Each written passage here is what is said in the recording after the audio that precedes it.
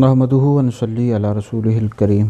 ایک سوال یہ کیا گیا کہ ایک رافضی ہے، اس نے حضرت سیدنا ابو بکر صدیق رضی اللہ تعالیٰ عنہ اور حضرت سیدنا عمر بن خطاب رضی اللہ تعالیٰ عنہ کی خلافت کا انکار کر دیا ہے۔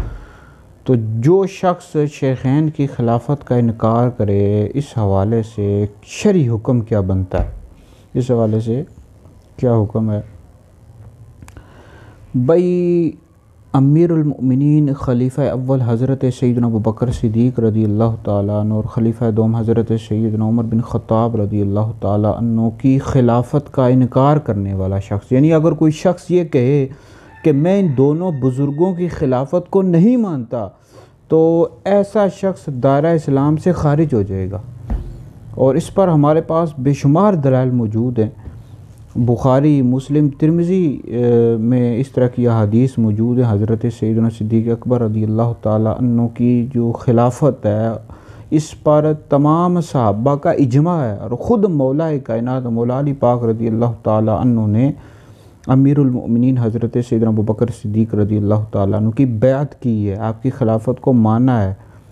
تو اس پر تمام صحابہ کا اجماع ہے، اور صحابہ کے اجماع کا جو منکر ہے، ایسا شخص دائرہ اسلام سے خارج ہے۔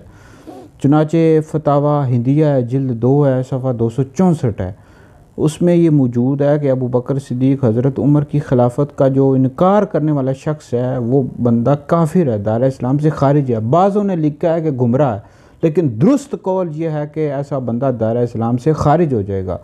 اور پھر امام اہل سنت کا رسالہ رد الرفضہ، اس میں امام اہل سنت نے فتح القدیر، خزانۃ المفتین اور دیگر کتب کے حوالے سے لکھا ہے کہ جو رافضی ہیں وہ حضرت سیدنا ابو بکر صدیق، حضرت عمر رضی اللہ تعالیٰ عنہ کی خلافت کا انکار کرتے ہیں۔ تو جو ان دونوں بزرگوں کی خلافت کا انکار کرتا ہے، تو ایسا شخص دائرہ اسلام سے خارج ہے، کافر ہے۔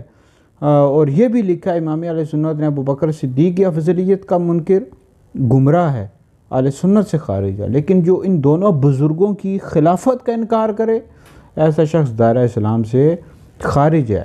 تو بہرحال اس پر تمام صحابہ کا اجماع ہے کہ، اور صحابہ کا اجماع کا منکر کافر ہے، تو لہٰذا ان دونوں بزرگوں کی خلافت کا انکار کرنے والا بندہ کافر ہے، دائرہ اسلام سے خارج ہے۔